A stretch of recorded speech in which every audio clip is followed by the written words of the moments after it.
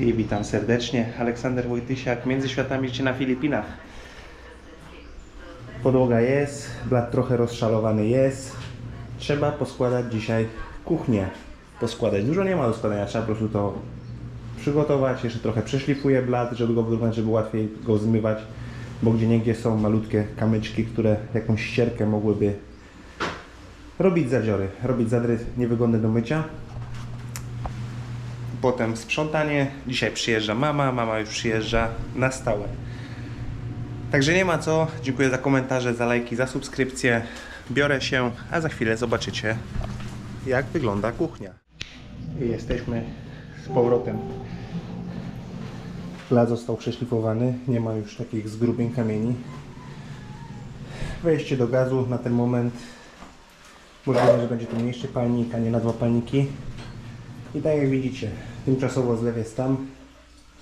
Jak będzie palnik, tu jeszcze zrobię półki, jedną albo dwie, na garnki i tak dalej, bo na dole nie będzie zabudowy w tym momencie. A w przyszłości będzie kuchenka gazowa tam, czyli to miejsce będzie wolne. Zlew przeniosłem trochę w lewo. Już działa, teraz tylko trzeba podciągnąć wodę. Zlew przeniosłem trochę w lewo, żeby było miejsce na suszarkę w tym momencie, z tej strony z prawej. Tak, żeby było to jakkolwiek funkcjonalne. A tutaj będzie stał stolik. Ten, co stoi na zewnątrz.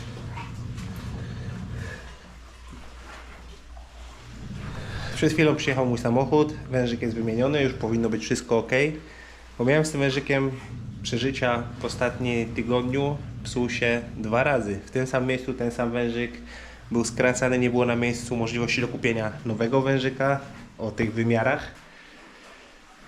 Także no wczoraj musiałem pojechać do Siquijor. A teraz muszę jechać do Lazji i spróbować znaleźć 90 stopni kotwy. Nie kotwy, no te kątowniki takie, żeby powiesić tu właśnie jakąś półkę. W przyszłości tu będą też wisiały szafki nad kuchnią. Także w przyszłości tu będzie miejsce do przygotowania posiłków, tam będzie zlew, a tam będzie kuchenka gazowa. I to prawdopodobnie suszarka też zostanie przeniesiona w tamtą stronę, wtedy jak zlew się trochę przesunie znowu w prawo.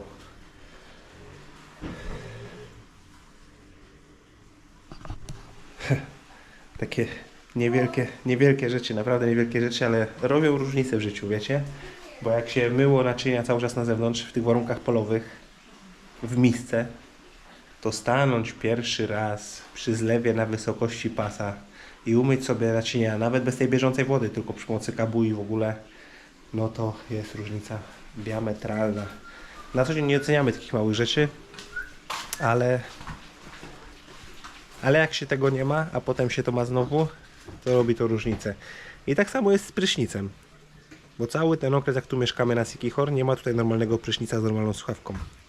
Tylko kabu typowo filipińskie. Nie stanowi to takiego dużego problemu, tym bardziej, że ta woda nie ma funkcji podgrzewania, ale jak jest ciepło, to się nagrzewa po prostu w rurach. No ale dawno nie miałem takiej możliwości, żeby wziąć sobie długi prysznic, gdzieś tam gra muzyka w tle i tak dalej, tylko obmyć się kabułą, polać się wodą, namydlić się, przejechać gąbką, zmyć i to było wszystko. Ale jaka oszczędność na wodzie z kolei. Mama dzisiaj przyjeżdża, bo jutro są wybory na Filipinach. Wybory na Filipinach to są bardzo skorumpowane, taka demokracja. No ale czy ta demokracja różni się czymkolwiek od naszej demokracji? Poza tym, że tutaj wszystko jest takie widoczne, podane na tacy? Nie wydaje mi się. Tutaj, żeby zostać na przykład kapitanem barangaju, to trzeba zapłacić jakieś 8000 peso za głos i wtedy masz pewność, że ta osoba zagłosuje na ciebie. Jak rozmawiałem z żoną, to często jest też tak, że właśnie jakiś większy polityk gdzieś tam dalej potrzebuje więcej wsparcia w jakimś konkretnym barangaju, to sam swój fundusz ma i wspomaga tutaj ludzi, którzy chcą startować na kapitana, że im wysła pieniądze, oni to dzielą między lokalnych i tak wygrywają sobie wybory. Taka to demokracja. No ale u nas przecież też Krzysztof Stanowski obnaża, cała instytucja PKW, zbierania tych głosów. Niektórzy kandydaci, nikt o nich nie słyszał, mają 100 000 podpisów. Inni bez żadnego zbierania mają po prostu listy z waszymi danymi gdzieś w jakichś bazach, ktoś nimi handluje. Demokracja nie jest wcale najlepszym ustrojem. This is crazy car. A mus od rana jest pełen energii. Crazy. Pełen energii. Nie wiem, co on robił w nocy. He got some drums. Mówię, Ernest chyba się czegoś nawąchał w nocy. Gdzieś. Bo od rana go nosi. Probably sniff something bad. Biega w jedną, w drugą, bawi się wszystkim, gryzie po nogach. Kawy nie można wypić. He was just here with Rosie. O. Giving. O. Uy, ayaw, Wybory na Filipinach. No. Korupcja, proszę bardzo. Ayaw, babe, do. Yeah, I will prove it and I will... Każdy tutaj gotóweczka z ulotką. O, proszę bardzo. Mama właśnie wróciła z obchodu po... Mucho dinero. No. Nic, tylko chodzić na wybory na Filipinach. Wiedzieliście? Masakra. Dzisiaj 12 maja. Wybory na Filipinach. W związku z tym przyjechała rodzina na Siquijor. Rodzeństwo mamy, mama. Bo tutaj są zarejestrowani, jeżeli chodzi o głosowanie. Tutaj dostają pieniądze za głosowanie. No i tutaj będą głosować. I wczoraj szał o so fancy outfit Queen of Talayong. Inside the house. No, sąsiadka będzie przychodzić, sąsiadka, no rodzina, no ale po sąsiedzku będzie przychodzić na podwyżki do mamy, jak nas nie będzie. No i wczoraj, z racji tego, że właśnie wszyscy ludzie podostawali pieniądze, wszędzie, było to widać strasznie. No i dzisiaj dzień wolny, bo wybory. No to jak rodzina się zjechała, spotkała się, no to chłopaki standardowo siedzieli w domu u babci Engarsi, śpiewali sobie karaoke, pili piwa. Potem tam dołączyliśmy do rodziny z żoną. No i jak już się wszyscy zebrali, to mówimy, że to jest ostatni nasz weekend. No i że trzeba razem zjeść. No to pomyślałem, że pojadę do Lazji i kupię 4 kurczaki z rożna i będzie w porządku. Pojechałem do Lazji, a tam wszystkie punkty ze sprzedażą kurczaków wyprzedane do zera, jak nigdy. Ostatni, w którym były, no to kolejka na jakieś 2-3 godziny czekania. Ja mówię, nie ma tyle czasu. Pojeździłem trochę, znalazłem w innym miejscu jednego kurczaka z rożna i trochę. Kawałki kurczaka robione na chrupko, też 60 sztuk. No i wróciłem z tym. Zjedliśmy, popiliśmy piwa i to, co jest najzabawniejsze wczorajszego wieczoru i w jakiś sposób urzekające. Bo wiecie, wielu ludzi ma sentyment do piosenki, jeżeli się nie mylę, to Alphaville, Forever Young. Czy to nie jest Alphaville? Napiszę w deskrypcji, wiecie, o którym piosenkę mi chodzi, że Forever Young. Chciałbym być wiecznie młody. No i jak się spotkali, wujek Norman, który jest też bratem mamy, jest też Helen, najstarsza siostra od mamy, generalnie ich jest 8 rodzeństwa. No ale jak się spotkał Norman, Aldrin, bracia, jeszcze tam właśnie kuzyn, jeszcze z Manili, ktoś przyjechał z rodziny, no to oni wszyscy już po 50. Ale jak już chwilę posiedzieli, pośpiewali, napili się piwka, to zaczęło im nogi chodzić, że chcieliby gdzieś pojechać sobie potańczyć. I nie trzeba było, długo się nie musieli wszyscy przekonywać, tylko zaraz w samochód, kierowca, zaraz w samochód i jedziemy szukać. I tak jak mówię, no ludzie po 50, wszyscy już dorosłe dzieci. Dorosłe, no powyżej 18 roku życia na pewno. A w samochodzie i przez cały wieczór zachowywali się jak nastolatki dosłownie. I z czymś takim się w Europie nie spotkałem, ani w swojej rodzinie. U nas chyba przez trudy życia codziennego nie chce się ludziom, jak już gdzieś usiądą przy czymś, wiadomo przy czym siadają w Polsce, przy czymś cięższym do spożycia. Chodzi mi o napój oczywiście. To nigdy w takiej sytuacji nie byłem. A oni nie dość, że nikt się z nikim nie kłóci, chociaż to dzień przed wyborami, to nikt się z nikim nie kłóci o nic, to jeszcze zaczęli się zachowywać dosłownie jakby mieli, nie wiem, te 16-22 lata i był bardzo wesoły wieczór. Dzisiaj pewnie podjedziemy do lokalu wyborczego na wybory. Żona mówi, że nawet martwi głosują, nawet za martwi biorą pieniądze. No, zrobiłeś trochę więcej miejsca.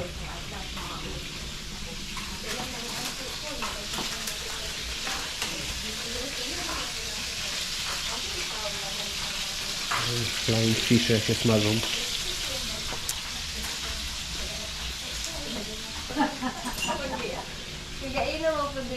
I co ciekawe jeszcze, to w wczorajszym dniu jest zbanowany alkohol na Filipinach. Nie można sprzedawać alkoholu nigdzie. Także nasza wycieczka na potańczenie dziś po pubach nie była nie zakończyła się jakimś ogromnym sukcesem. Jest siostra mamy, jest brat. Jadę ich zawieźć samochodem na wybory. Dziękuję za wszystkie lajki, za komentarze, za subskrypcje. Zobaczymy jak to wygląda na miejscu, ale wydaje mi się, że coś mniej więcej jak w Polsce powinno być. O, very nice fun. Babe! O, jak chodzi Ernest w moich portkach.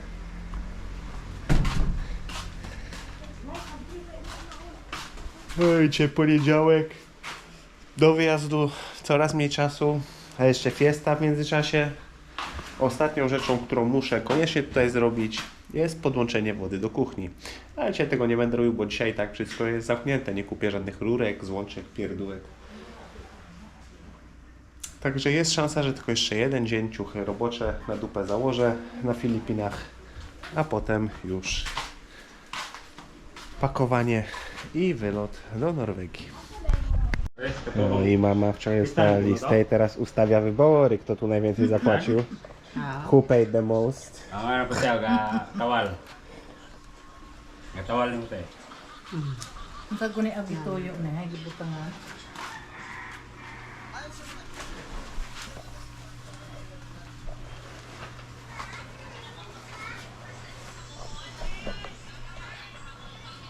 Co tam mus? Co tam u buzie?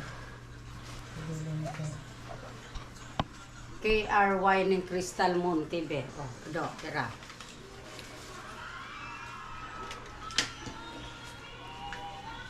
Od rana chodzi i wszystkich zaczepia, drażni wszystkich od rana.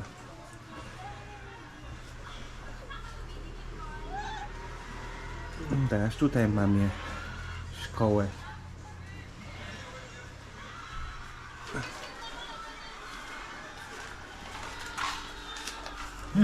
Ryba? I jesteśmy na miejscu pod lokalnym barangajem. Tutaj gdzie wujek jest kanclerzem. Ludzie się zbierają, rodzinka tutaj jest. Modlą się nawet na wyborach, o wybory. Tam jest jakiś stolik, wstępna rejestracja. 2 osoby z rodziny. Tutaj sobie sieci babcia, Rohel, dyrektor ze szkoły w Larenie. Dużo jest tu rodziny. Myślę, że jest tutaj z 20 albo z 30 osób z młodymi z rodziny w tym momencie. I się nie umawiali na godzinę. I kolejka na oddanie głosu tutaj, mimo że barangaj jest niewielki. No to jest masakryczna kolejka. Oni tam będą siedzieli jakieś 3 albo 4 godziny, żeby oddać głos. Kurde, no nie powinno być to tak zorganizowane w taki sposób. Wybory powinny być przyjemnością. Pójść, odbębnić i tyle. A nie zabierać ci pół dnia po prostu przez złą organizację. No ale tak jak mówiłem, tutaj wybory są z góry poustawiane. Korupcja. Za 8000 peso jesteś w stanie sobie kupić głos.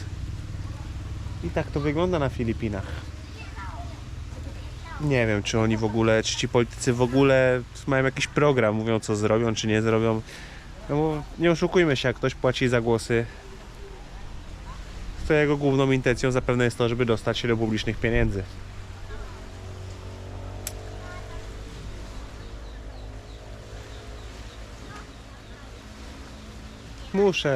Muszę jakoś na przestrzeni lat dużo mocniej zgłębić, nauczyć się języka Bisaya Cebuano, żeby rozumieć to, co się tutaj dzieje, także w kwestii polityki. Czy są tutaj tacy ludzie prawi, którzy chcieliby z tym zrobić porządek, czy po prostu wszyscy się poddali, akceptują taki stan faktyczny, bo jak traktować kraj poważnie na arenie międzynarodowej, jak wygląda to tak, jak wygląda. Chociaż jeszcze wczoraj jechaliśmy do San Juan wieczorem, to jak się od nas jedzie w lewo, z reguły jedziemy w prawo od San Juan przez Lazję, ale jak pojedziesz w lewo, to teoretycznie jest tam krótsza droga, jak się spojrzy na mapę. Ale tam widać, że tam jest jakiś barangaj nieogarniający, nie wiem czy korupcja, czy co, czy w ogóle dochodów nie ma w tym barangaju. Przez całą drogę nie ma poprawnej nawierzchni, są dziury, dziura na dziurze. Powinna być ta droga dużo szybsza, krótsza, ale się tam nie jeździ, bo się nie da po prostu jeździć w komfortowych warunkach. Ciekawe, co się zmieni. Jak przyjedziemy tutaj w przyszłym roku, będą nowe władze. Co się tutaj zmieni dla ludzi takich zwykłych? No nic, zobaczymy jak mama wróci. Znaczy pojedziemy pewnie po mamę. Jak już zagłosują. Ernestin nie ma prawa głosu, bo nie ma paszportu filipińskiego. Tutaj łobuziaki siedzą.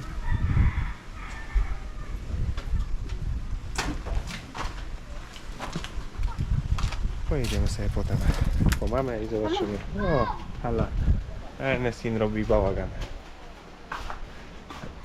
Godzina już właściwa. Jest godzina 4, chociaż brat Dado wrócił jakoś przed drugą. Powiedział, że już skończyli głosować, że udało im się zagłosować i że poszli do rodziny na obiad. Rodziny spokrewnionej, ale... Znaczy no rodziny, no nie wiem jakiej jest stopień pokrewieństwa, ale politycy, tak. Jest u nas w rodzinie trochę polityków. Tak jak wam wspominałem, tutaj w barangaju w Talają w Lazji dziadek, babcia byli kapitanami. Na Cebu w jakimś mieście też był na pogrzebie ten facet, normalnie z ochroną. Jest majorem jakiegoś tam miasta na Cebu. I tutaj też w tym roku ktoś tam z rodziny, z krewnych gdzieś tam znowu startował na coś. Nie wiem dokładnie na to, bo nie interesuje mnie to tak bardzo. No ale mówię, trochę rodzina politycznie gdzieś tam jest w tym świecie. Także jedziemy po mamę. Zobaczymy, czy uda się mamę już wyrwać, bo jak poszli tam na jakiś obiadek, jedzenie, to może mama siedzi jeszcze z siostrą, znaczy z ciocią Helen. A ciocia Helen jest najstarsza z rodzeństwa i to jest osoba, od której odkupowaliśmy między innymi tą działkę tutaj w tym miejscu. To część była mamy, część jest odkupiona od cioci Helen, a reszta rodzeństwa się zrzekła terenu dla cioci w Norwegii za wszelką pomoc. Jak rodzice byli starsi, jak wysłała pieniądze z Norwegii, po prostu się zrzekli praw i reszta działki jest w rękach cioci z Norwegii, którą pewnie też się spotkamy, jak będziemy już na miejscu w Norwegii, bo musimy porozmawiać o kilku rzeczach. A teraz jedziemy. No i przyszła Charis, bo Dado to jest jej tata chrzestny. Jak Dado tu mieszkał, to Charis mieszka tam, jak wiecie, i teraz przyszła do Dado. Jedziemy. Sura. Shy. Charis is shy. Shaika, Daddy. Jedziemy. Someone will come. I kończymy dzisiejszy dzień wyborczy. Nie wiem kiedy będą wyniki. Zobaczymy, czy ktoś z rodziny zajmie jakieś nowe stanowiska. Pozdrawiam serdecznie. Aleksander Wojciak Między Światami, życiela w Filipinach. Dziękuję za lajki, komentarze i subskrypcje. Na razie. Os,